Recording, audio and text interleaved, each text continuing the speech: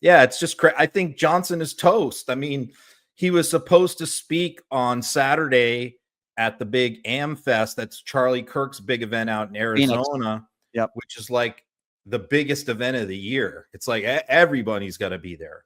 The only person who canceled this week was Kim Guilfoyle after, Junior broke up with her. So she canceled, but Mike Johnson canceled today.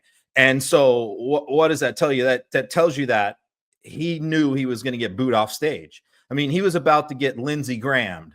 Have you ever seen Lindsey Graham show up at a Trump rally? He gets booed off stage every time. Everywhere. But the guy just keeps showing up.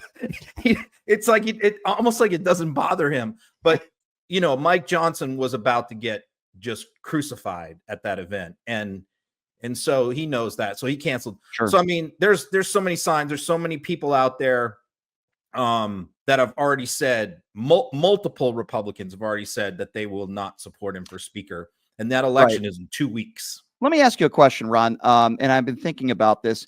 Why is it that Elon Musk and Donald Trump and the Vivek Ramaswamis of the world, why did they decide to complain about this at the last minute? There has to be a reason. They're calculated. We can call them crazy and we can call them a lot of names and not serious people. But what is their reasoning, in your opinion, Ron, as to why they are doing this and why they decided to wait to the last minute? Is it all about Mike Johnson, or are there more reasons for why they're doing this? I'm not buying the fact that they care about the pork in this bill.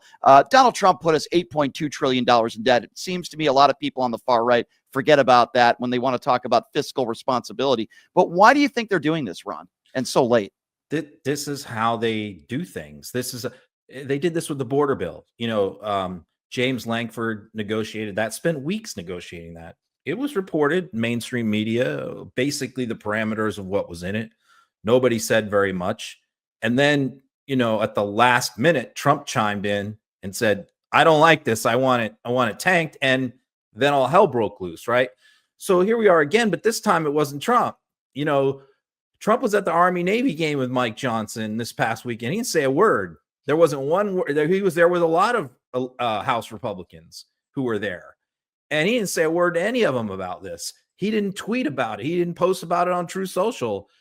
It was Elon Musk that initiated all of this, because I think Musk is so geeked up and keyed up to get his fingers into this government and into this budget and all of that.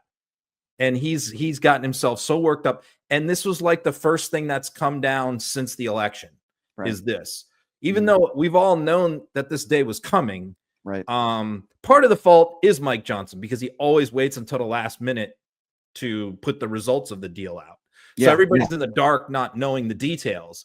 Right. And what does he do? He puts it out Wednesday night, and the government shuts down Friday, and it's 1,500 pages. Insane.